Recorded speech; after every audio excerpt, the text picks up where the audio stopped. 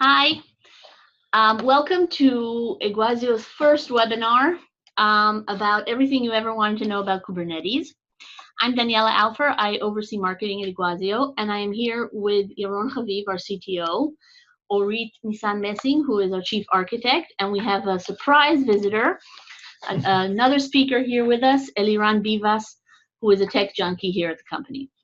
I guess, Yaron, you'll be the first one to talk, and then you'll introduce the rest, and then I will look at the chat box. If you have any questions throughout the webinar, let us know, and of course at the end we will make some time for Q&A. We have people from all over the world here and a really good group, and we're excited. We're not here to talk about Iguazio today, even though we are a fabulous company. If you're interested, please come look at our website. What we're talking about today is technology and Kubernetes. And we're very happy to be doing this for the first time. And of course, we will be doing a lot more webinars throughout the year, but we'll announce that separately. Okay, go ahead. Okay, so thanks everyone. And we will have sort of more of a free-form discussion, and we'll present several things. And also in Zoom, you can sort of raise your hand or ask to ask questions while we're presenting. So then we can try and address some of those. And the topic of the discussion today is about sort of more advanced aspects of Kubernetes. The three of us, myself, Orit, and Aron, are sort of hacking around Kubernetes, and sort of Eliran. Eliran is one of the contributors for Helm. I've done a lot of submissions recently. Orit is our chief architect, but she's also very active on the storage space and CNI. I'm in serverless working groups, and I'm sort of all over the place. What we want to talk about is several things. One is around the use of data and big data on top of Kubernetes, and show you how you could build something which is more agile. We'll speak about serverless a bit and introduce how Nucleo works, and especially and how it integrates within Kubernetes. We'll have more time. We'll also address several advanced topics like multi-tenancy, how you form multi-tenancy within Kubernetes, what kind of things or aspects you need to take care of, look into other aspects of like custom resources, and go over some public articles I wrote in several places around hacking several aspects of Kubernetes. So with that, the first thing that we'll start is talking about big data and Kubernetes. So one of the things, and I won't do presentation mode so it won't mess up the. So one of the big challenges that we have in the big data space is this sort of diagram. That's something Eliran was presented at the last KubeCon, and it's sort of all those different stacks that have different scheduling system. And one of the key things that Kubernetes helps to solve is put some order into that mess. So essentially, you can have already the data services being implemented, or typo here, being implemented either by just installing some open source packages or consuming some public cloud services, whether it's a object store or NoSQL database, SQL databases, streaming solutions. There's a very large variety over there. Around streaming, you have Kafka, you have Kinesis, you have Azure, Event Hub, PubSub from Google, etc. Objects, or every cloud provider has, and a bunch of enterprise vendors, as well as NoSQL and SQL options. We're not missing any of those. And in Iguazio, we are providing this more as a service, but we want to focus on what we do at this discussion. On top of those different data services that could be deployed separately, or potentially can run on the Kubernetes cluster, but then there are a bunch of issues that we can discuss. Then you put Kubernetes as sort of the unified scheduler.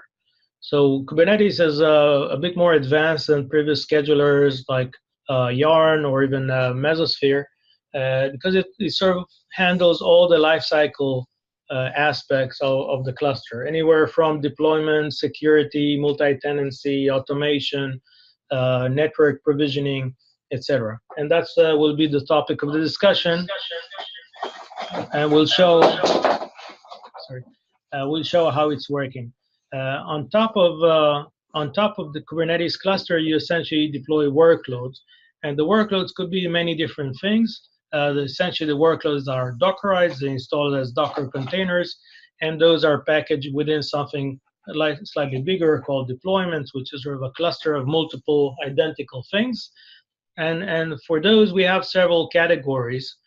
Categories that we typically use are sort of microservices for the analytic frameworks, whether it's Spark, Zeppelin, R, IPython, TensorFlow, etc. Yaron, we're getting some requests to put this in full screen. Okay, the only challenge, I'm not sure it's going to put it in the right screen. That's okay. I'm afraid of. Sorry, guys, give us a second. We'll try. Let me try and maximize it, and then I'll. Okay, thanks. So, I have a challenge. I have 3 screens, so I never know which one maximizes. So anyway, the idea is that you have a bunch of frameworks, okay, and then you have APIs. Typically, what people need is APIs to either the data services or APIs to other functionality. And then what we see more and more being used is serverless functions, because they essentially automate the life cycle of forming those data containers and connecting those containers to networking and data resources. And we'll speak a little more about that. But without further ado, what we'll do is I'll let Eliran essentially cover how we build big data, and we'll start with a simple diagram of sort of deployment architecture, and then we'll see that in action, how those things are actually working. So Eliran, can you describe this sort of? Yeah, so basically we utilizes only the tools that are officially being used by the community. We didn't try to write anything else, so use some proprietary tool, or maybe work with other tools. We went and worked with Helm, even though that when we initially started working with it, it had some faults, but as the community grew and the tool has evolved, we managed to do a lot of stuff and have everything combined on the same platform, Kubernetes as the orchestrator, and of course Helm as the deployment tool in choice. For the immediate example, we use the Spark and Zeppelin, which has a fairly unique deployment if you're looking at a bare metal deployment, and when you're using Kubernetes to do it, it's essentially going to look a lot different because it has pods, it has services, it has a configuration, everything else. And usually when you do it on an Hadoop cluster, everything is being stored in Hadoop, and in Kubernetes you don't have Hadoop. You have other kind of structs to work with. So what we did with Spark is basically define 2 types of deployments. One is, of course, the master, others are the workers. And everything is being deployed as pods and exposed internally as cluster services. And some of them also have other services, like the master have the endpoint, which the API connects to, and the web UI for monitoring the execution of your job. So maybe before we dive into the actual deployment, we need to explain that essentially Kubernetes was designed as a multi-tenant or multi-project platform. Okay, so if when we're deploying an application, it's not that we have one flat cluster, that we're deploying everything on that cluster. And I think we can see that, for example, here we'll just go into the screen. Let me maximize this one as well. I don't know how they increase the font. What's the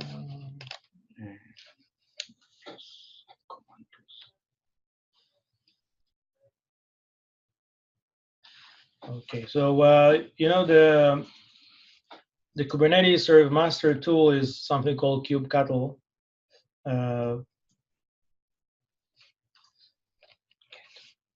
Sorry.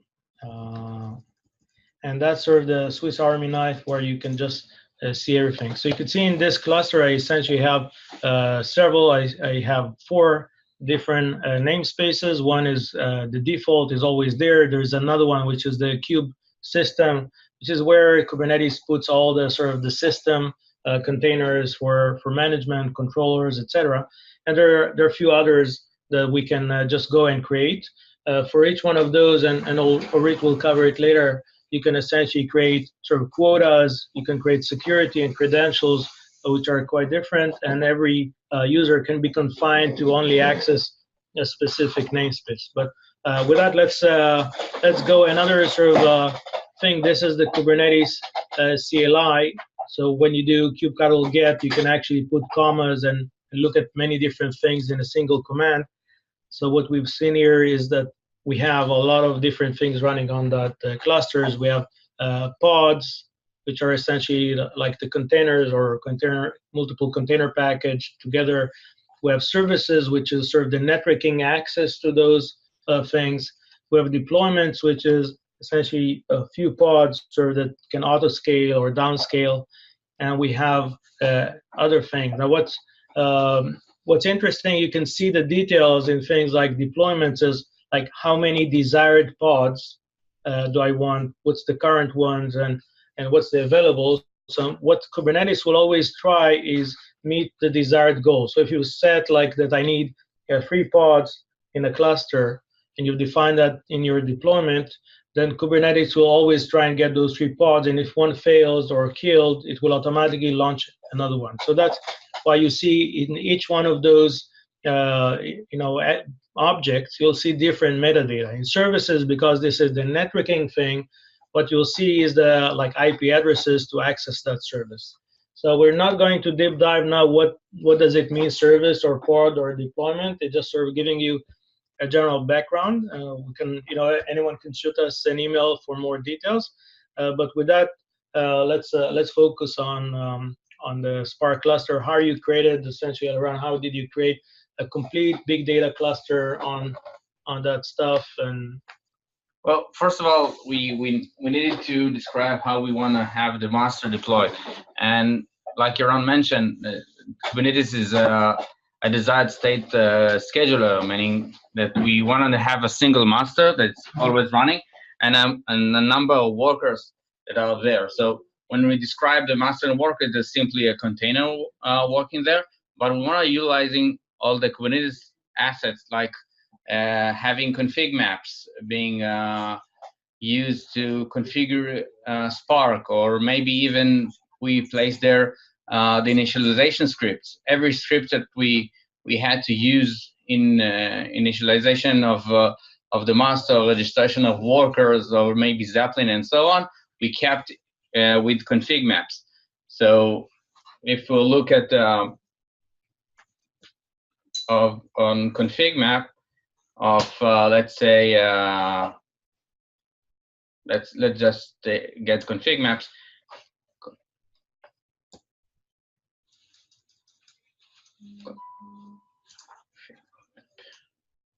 And you can see that every aspect of our system actually utilizes the configuration and store of Kubernetes. So if we look at one of them, let's look at the master one of Spark.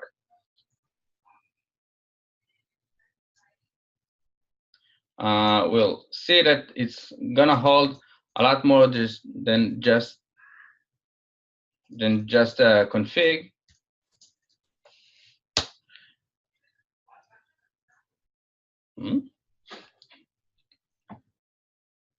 Right, config map. Okay, so here we'll see that it holds the metadata for Hadoop.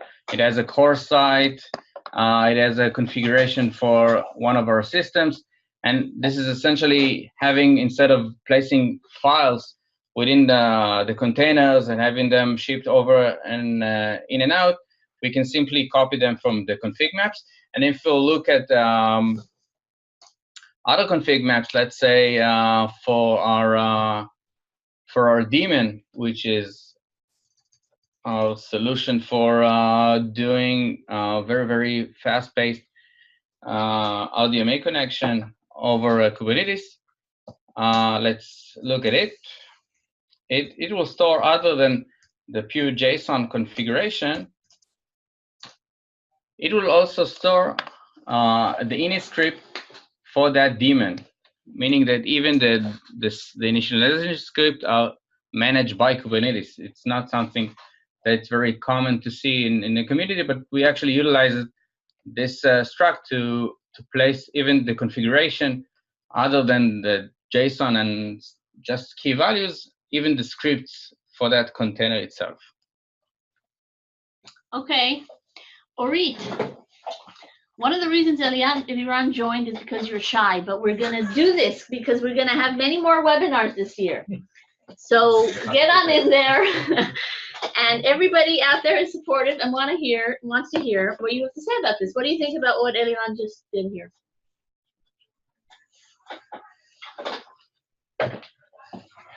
Okay. I'm going to show how to use namespaces to utilize the idea of tenants within Kubernetes. Kubernetes provides you a simple way to have multiple tenants using the same Kubernetes clusters. And there are some aspects that you need to be aware of when trying to utilize Kubernetes for that. The first one is that there are different roles within the system. There is the binding for a cluster role, and there's the binding for a simple user. And the advice is to use as many as possible just role binding, avoid using cluster role binding, so that your admins wouldn't have an effect and see other namespaces, resources like your pods and services and stuff like that. Another advice is to use policies in Kubernetes, as there is policies like RABAC, like IAM with Amazon, where you can define which verb and which resources you can apply on. So another recommendation is to use your definitions of policies and not to use the basics definitions that comes with Kubernetes, such as cluster admin, which means that someone can get into your pod and see your business logics and see your data. So that's in terms of cluster binding roles, the different aspect of the cluster binding versus role binding. Another thing that you can do, which is very important when you utilize tenants, is to have resource limitations. So when you create a namespace, you can provide the CPU, memory, and local storage limitations. So pods from one tenant wouldn't utilize a lot of memory and CPU conservation for the pods that's running on a different tenant within the same Kubernetes cluster. Yeah, right now we can see here, we just look at the specific role, and you can see how a role is structured. Essentially, you have it's going around the API endpoints and what you can do on every API endpoint, and tying that to several resources. Now, is that the case? Yeah. So you can see the verbs, for example, here within the role that Yaron is presenting. You can see that this role is permitting to do list and get, and the resource that is permitted to do stuff on is pod. So if a user that is binded to this role will try to do something which is like put on a pod or try to see get on the services, it wouldn't be permitted. Kubernetes by default has the restriction all deny. So if you're not specifically allowed to do something, you will be denied. And in this case, you see that this is as a fact on a specific namespace, which is called default. This is the one that comes with the system. You can create namespaces when you have multiple tenants. We've got a great question here. And guys, start sending in the questions whenever you want. The question is, how can I define CRD in Kubernetes? Yeah, so I think let's defer that when we talk about the serverless, and we'll show Nucleo and how it's actually using CRDs, and I'll refer it back to my my article on that. Okay, so Nucleo is Iguazio's open source serverless platform. So we will come back to this question. So another, you want to start the role binding? Yeah, by the way, if you've seen, I put the suffix of -o YAML, so you can define the output format of whatever you want to look at, and that provides you the maximum details on every resource. So the third thing that you need to be aware of when you're trying to utilize Kubernetes for multi-tenancy is the ability to define network policies. So there are two. What we recommend is to do a deny all for the global namespace, and then only permitting a specific allow for within the namespace.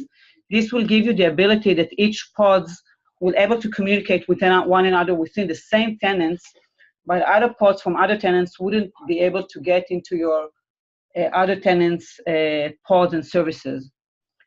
Services are a little bit different in that respect, since services are the externalized way to reach a pod, and those could be reached in externalized to the tenant itself, external to the cluster and external to the tenant itself. So be aware that services are externalized, reachable when you define the network policies. Yeah, so again, we have several different things. We have the roles, which are sort of the permissions, and then we have the sort of we have the service accounts, which are essentially the identities, if I understand correctly, within the cluster. And then we have the role bindings, which is sort of who's allowed to do what. So can you explain the connection between those three things? Yeah, so service accounts are like your applications. They are not the user itself. Within Kubernetes, you don't define users. You can define service accounts, which will then be authenticating using JWTs. And you can have users. Which is JSON Web Tokens, for anyone that's not that familiar with the term. Exactly.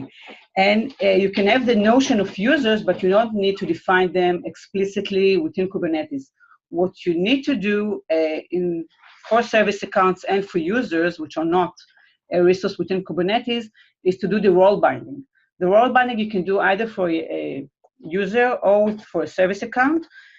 And you have two different ways to bind a role to a user or service account. You can do cluster role binding, which means that this will give it credential permission to do stuff over different tenants within the cluster, and which is not recommended. And the other way to do the binding is called role binding, which limits that user to the specific namespace that is provided within the role binding. Which is the preferred way if you want to restrict someone to not be able to do stuff. You can do it on specific tenants and not overall. Hang on, Nero. Before we continue, we're getting a lot of questions about whether we're going to share these slides. Yes, definitely there will be a recording.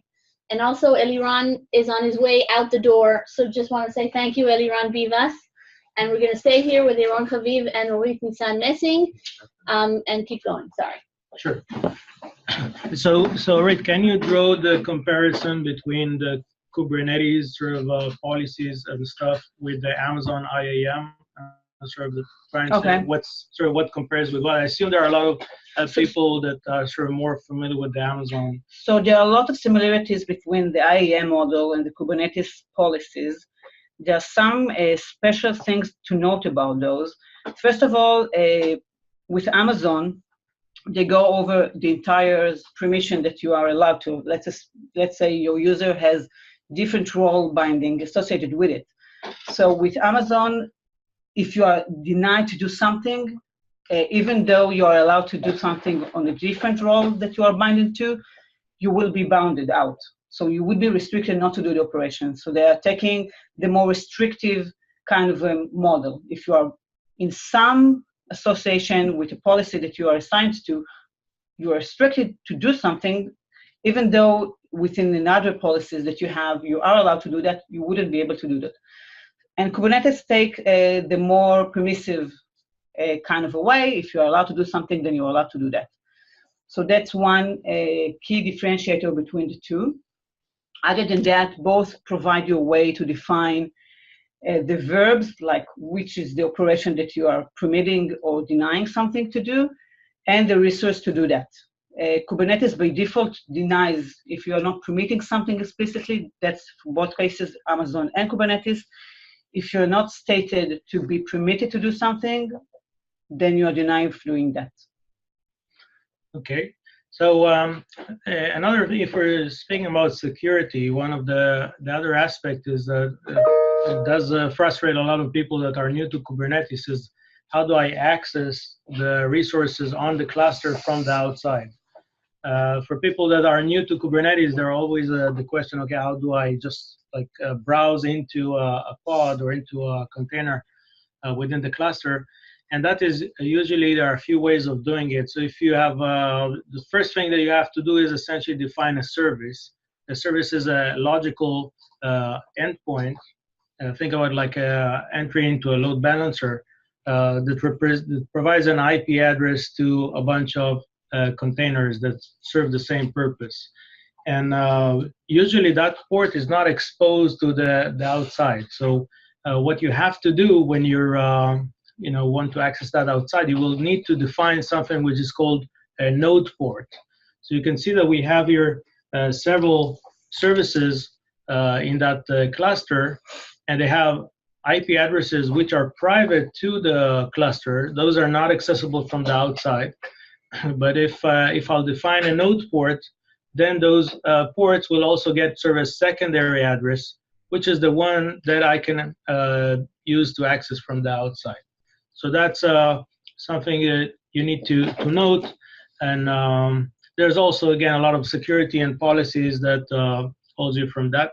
Another way to get into the cluster is using a port forward mechanism, which essentially takes a local port on your sort of client machine and tunnels it all the way to a port on a specific container or a pod.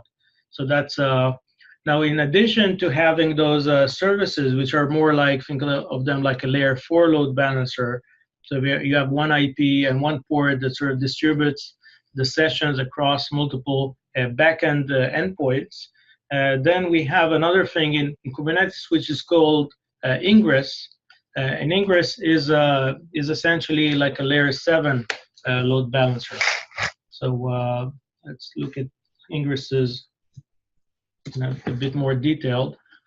So what you can see that in an ingress, and we'll get this is a specific ingress that was generated by Nucleo automatically, but essentially it tells me that a certain path, this path / TensorFlow / latest is essentially routed into a specific service. And that specific service is named TensorFlow, and it's sort of using an HTTP port. So using Ingress rules, we're now diving into the application level, and we can also have Ingress listen on SSH, for example, and with HTTPS, sorry. We could have custom authenticators for every session that goes through Ingress. And our Ingress is not something that comes out of the box in the cluster. That's something also that you need to understand. There are several types of Ingresses that you have to go in and be opinionated and choose one. There is the sort of most common used one, which is the nginx Ingress that comes also in Minikube, as far as I recall. There are other open source projects like Trafic, which is what we're using here, and there are cloud provider ingresses. If you go and deploy Kubernetes in Azure or in Google, you'll essentially get a load balancer from the cloud provider service. Those sometimes have significant limitations that you need to be aware of. Like, for example, in Google, if you're going and providing an update to the rules in the Ingress, sometimes it takes about 2 minutes for it to update. So if you're trying to ping your service after deploying it and it doesn't answer, that's probably one of the reasons. So with that, we sort of covered the aspects of service, pods, deployments. Again, we could look again at the kind of resources that we have here in the cluster. Sorry, too lazy to type it again. Then you can see we have here, for example, pods, which are those containers. We have services. Some services may have more than one pod. And then we have the deployments. So the service front ends the deployment, and the deployment is comprised of multiple pods. Okay, now one of the things about what a deployment does, it has a spec that says, okay, we need like 3 pods, and if one fails, it sort of creates another one, and each one gets, as you can see, sort of a random address, and sort of random resources, and in a random location, and everything is sort of very random. For some services like databases, like Redis, Cassandra, MongoDB, etc., that's not necessarily a good practice. You may want to pin down some resources or some names to a given workload. And for those, you usually don't use deployment. You would use something called a daemon set. Do you have anything? Yeah, one thing about the daemon set that is, it's as opposed to deployment, that Kubernetes will choose arbitrarily on which one of the nodes or multiple nodes to run your pods on. Within a daemon set, you'll be assigned on each one of the nodes. So essentially, if you have a cluster of something like, let's say, 8 nodes, the daemon set will be something that is defined as a daemon set will be applied on each one of your cluster's nodes. And recently, there was some work on the storage group on the persistent storage, that sort of ties to daemon set for local storage. Can you add some color to that? That essentially, I think you can now create policies where you confine a certain container or a daemon set to a certain node, and if it reboots, it always reboots on the same. Yeah, that's opposed to a daemon set. The idea is that if you're using local storage, for example, let's say you have a volume which is localized to one of the nodes, then you can come into an issue when you are rebooting, the pod will start over again. It can be resides on a different node, which won't have an access to the volume you just put your data on. So you have the ability to confine a pod to a specific node in order to be able to reach your volumes. Or do the better thing is to preserve your data on a shared storage, and then no matter where your pod's running on, you'll have access to your storage. Yes, we're also monitoring the Kubernetes serves Slack channel and all that, and I see a lot of times people talking about storage and volumes, and I think people are too much thinking about this space like they used to think about virtual machines. So the right solution for such a cluster where everything is sort of moving and is elastic is to try and find the shared storage, not necessarily block storage, because think about it, if you have a pod that now you replicate 3 times, then essentially each one of the pods have to have its own file system and everything on each one of those block volumes. And if you have a shared file system, for example, like NFS or even object store or anything else, then essentially you can have one set of data and a bunch of containers, all the pods that belong to the same deployment, seeing all that data, or potentially you can even give each one of them sort of a subfolder within the shared data, so they can update things like logs, etc. Like for example, based on their host name, they could create a subfolder and update things, and that will help you, because if those things fail or evaporated, or then you could just go and look at the same mount share from the outside and see and have access to all the data, and it doesn't sort of go away with the pod itself. There's also a lot of questions I tend to see around how do we share data between different containers. And again, you can do that with 2 ways. One of them is using config maps. It's sort of more read-only, but it satisfies a lot of use cases where you create a config map and everyone sees the updates to that config map. And again, the other one is having just a shared storage, whether it's an object storage like Minio, or what we do in Iguazio, or a shared file system like GlusterFS, or again what we do. But with just take under advice that when you do share storage between different pods, then there may be issues of security, which are currently being working with the new CSI, because mainly when the namespace within the pods and the namespace which is running externally to it is different, is decoupled. So you can run your pod under root, And then when so, you so access Arit something, is the most vocal voice on security in the storage working group. You're talking about the CNCF storage working group, the Yeah, the cloud native. CSI. Yeah. CSI and also the Kubernetes storage group. Yeah. I think there are still a bunch of security gaps Yeah, because people are not really used to working with shared storage, and you're trying to help solve that. So explain what's the problem and what's the solution that you can. And also, there's a question here, Arit, about the resources. You mentioned the Kubernetes Slack channel, but also what other resources for people who want to know more. for the Kubernetes one, Yeah. there are multiple SIG Kubernetes Slack channel, which has a lot of information.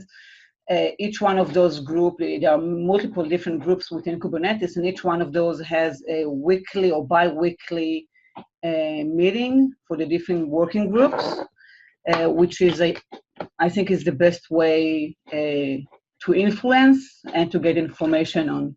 Yeah, and there's a lot of blogs being posted. And Kubernetes itself has a lot of information on the website, which is very convenient, with a lot of examples of how to achieve stuff.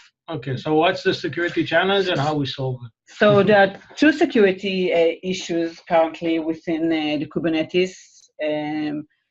The first one, is the major one, is that, and it's from a good reason, the namespacing between the user that is running within the pod, which is usually people use root, and the namespacing externally to it are two different decoupled kind of entities. So even though you are Joe within the pod, you can feel like you are root. And if you are going externally to like the volume Docker within, you are mounted to it, then you cannot get out of your pod to a shared storage as root because you are still Joe. So this is a major problem currently within Kubernetes and actually within the other orchestration that there are like Mesos and Sphere and stuff like that. There are challenges to that, and there's going to be change within the CSI. CSI is a new spec for container storage. It will allow for the orchestration to provide to the storage provider the actual user that's trying to do the operation, and the operation needs to be counted on his behalf. Until that will be implemented, because CSI is just now being released, there are multiple storage providers, we are among them, but other ones as well, that are using the specific attributes within the YAML itself to be able to provide the user that the operation needs to be accounted for. And by then, put 2 words on how we do like session tokens to guarantee that. Yes. So what we do, for one example, is that we provide. You need to provide within the container volume the user on which behalf and its credential that needs to be created on, and the credential are provided as a secret. So we don't want anyone to see that information. You can within Kubernetes create a secret, provide some information that only the pod that uses the secret will be able to see. So we are using the credential and the user within, when the pod is started to run, we have a volume, Docker volume that will mount this user.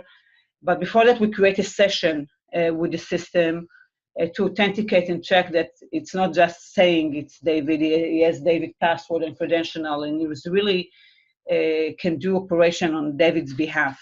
And then the mount point will be created on David's behalf, and every IO that will be externalized from that port to the shared storage could be then counted and checked, authorized against David. So that will provide more granular access, so every file will have exactly. It's like ability to do POSIX checks, ACLs, on behalf of the real user that is trying to do the operation, and not the user that is running within the pod, which is mainly root. Okay, cool. Okay. So we're running out of time. Yeah, so Did let's we move answer to, the question about CRD on Kubernetes? So let's do a small intro into what serverless and Nucleo, and then we'll we actually have Eliran back in the room. I think we destroyed his evening. We're in Tel Aviv, and Eliran was going to go wall climbing, but ended up staying here with us. So Eliran, we are grateful that you're back, and maybe this is an opportunity for you to explain how to define CRD on Kubernetes. No, so let's start with serverless, and which uses CRDs, and we'll explain what it is and how to do it. So So one of the things that everyone likes, you've seen that it's pretty complicated to define pods and deployments and services and Ingress rules and all that. So when you go to the cloud, you go to Amazon, you have something called Amazon Lambda. You just go write a function, and you're getting, it deployed, and all the containers and all the routing and API gateways and storage problems are sort of provisioned for you. So one of the things that's also a challenge we had for our deployments and our customers and also internal use. And we came with a project which is ramping extremely fast. It's something called Nucleo. I'll explain in a minute. Already has like 1,700 GitHub stars and a lot of followers. But essentially what we've seen is that in serverless, you do address the challenges around the deployment simplicity, and auto scaling is sort of comes pre-configured out of the box and a lot of flexibility. But there are other issues around performance and limitations around the amount of data event sources that you can define for serverless functions. And it's also very hard to debug and diagnose. So with that, we came with a solution, something called Nucleo, and everyone can download it. And Nucleo is an open source project. Again, has a lot of following recently, developed by one of our some of our key people. And essentially what it provides you is the ability to provide code and some high-level spec, and that sort of essentially compiles your code and the spec, maps all your code and spec to artifacts like binaries and Docker images, as well as all the Kubernetes definitions around ingresses and deployments and pods and services and et cetera, and config maps. All that is sort of gets automated for you, and then you could deploy it on one or other or more clusters. Now, in many cases, you don't really have a cluster. You just have your Docker image or you have your IDE. So what we've done is that it's sort of platform agnostic. So you can choose if you want to use it on a standalone Docker within an IDE like IntelliJ or VS Code, on top of a cloud provider with all its integrated Kubernetes services and load balancers and security and registries, etc. So what we've defined is a mechanism where the function essentially have an abstraction around it for the event that triggered the function. So unlike the cloud provider offerings where you're sort of confined to a very fixed set of triggers, a Nucleo can essentially trigger it by, I think, almost a dozen types of triggers that include all the cloud provider services like Kinesis from Amazon and Event Hub from Azure, etc. It can abstract the access to data, and it abstracts the access to the platform. Now, another unique feature of Nucleo, which is extremely fast because it's designed around sort of real-time paradigms. So if you write a Golang function, for example, in Nucleo, you can drive up to 400,000 HTTP requests per second on a single process, which is probably faster than anyone can write on his own. So it essentially accelerates your function. Even in Python, because of some of the embedding tricks we're doing, you could get up to 70 or 80,000 Python transactions per second on the same process, which is sometimes more than 100 times faster than Amazon Lambda. So with that sort of introduction to Nucleo, let's dive a little deeper into how it really works. And I guess we should do our next webinar about Nucleo. Yeah, maybe. And maybe we'll do one in February or March. We'll first notify everyone. So anyway, Nucleo has both CLI and UI. I don't think we'll have too much time to dive into all the CLI. But essentially what it does when you provide the code and the spec, it builds an artifact. The artifact generates a Docker image, and then that gets deployed and auto-scaled automatically and monitored automatically. Okay, so and we have a question about monitoring of events and instances. Yes. So Nucleo is from an anonymous attendee, not giving cool. us a name. Nucleo is integrated with Prometheus, like many other services in Kubernetes, and it reports all the key metrics around like number of invocations, CPU, memory, latencies, etc. And those can be collected by Prometheus. So that I hope it addressed the question. Now we need to understand that essentially Nucleo is using Kubernetes CRDs. We'll get to those in a minute. Good. which is essentially Nucleo is becoming a native resource within Kubernetes. And then if you'll go to Kubernetes and you'll list functions, which is something I can just do right now. I guess while you're doing that, I'll just plug our hackathon and say that we have a hackathon for Nucleo that is open, I think, till Thursday or Friday. So there's like another day or two.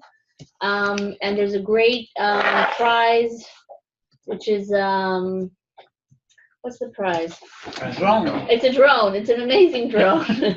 So anyone who wants to spend the next day sort of looking at that, go to nucleo.io and you'll find information there about the hackathon. So that's what you can see here is that when I essentially went to Kubernetes, I suddenly have a new resource called functions, and I can list them and see all the functions. Now, yeah, I don't need to understand all those details. I can essentially go to a browser and sure, where's my playground? Okay, and I can just go and create a function. You know, just write something, click deploy, and it automatically compiles the function. So when I'll now let's assume I'm just going to compile, it essentially takes my code, throws it in the cluster, takes all the configuration details that I put here, translate them into the YAML. It takes all the triggering information that I have. You know, I can trigger, again, as I mentioned, from many different types of triggers. I could put here, you know, for example, with the HTTP, all the Ingress rules. If I want to trigger my function from Kinesis, I can just put all my Kinesis credentials, you know, potentially even like a cron to do that, you know, sort of based on scheduled events. And then when I go back, you can see the function is already up and running, and I could just go and run it, and you'll see that it sort of responded with the hello world. So this, if I now go into the kubectl, sorry.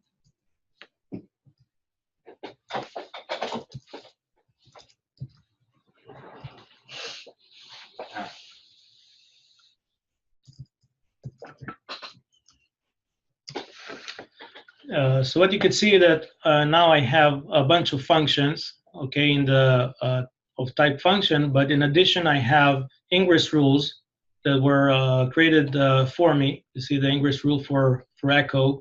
I have services for the same echo function.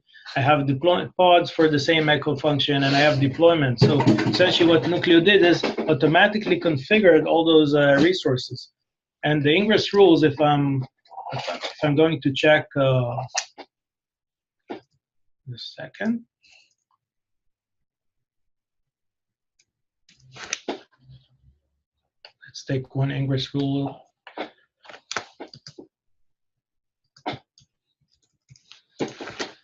And what you can see is that, let's do,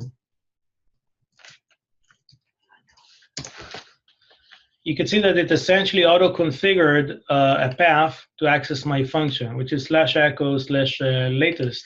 But I can go into the spec of Nucleo and just go and configure a different path. So you're essentially getting all this deployment of Kubernetes done for you automatically, which is some of the real value around serverless function.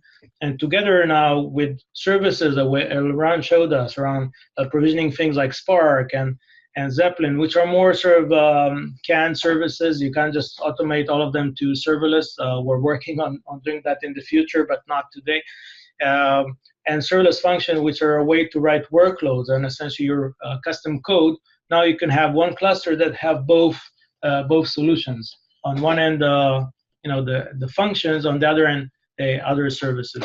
What's nice about Nucleo that when you go and deploy that, and you can just also go and deploy it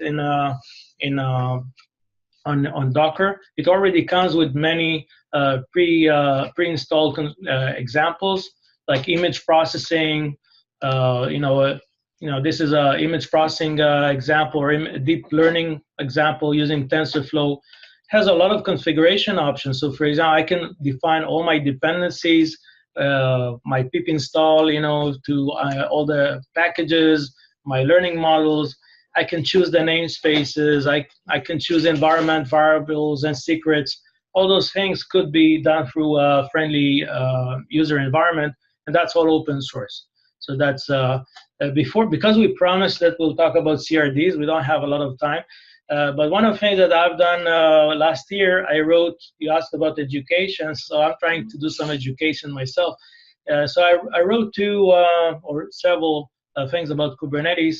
One of them is how to create custom resources, because what you've seen is when we went to kubectl, we actually saw functions.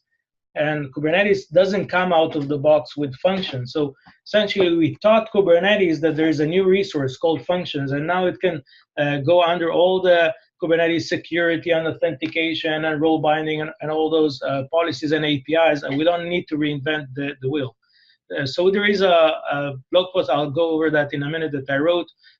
People may also be interested in another post that I've done on a deeper dive into the Kubernetes networking, and how we can put a link at the end. Yeah, and if you look for your own Haviv on the new stack, then there's a page that has all of those posts. I have a bunch of those. And of course, we also post everything on the company blog on Iguazio's website. Yeah, so here you have a lot of tricks around hacking the networking, and there's another post around the custom resources.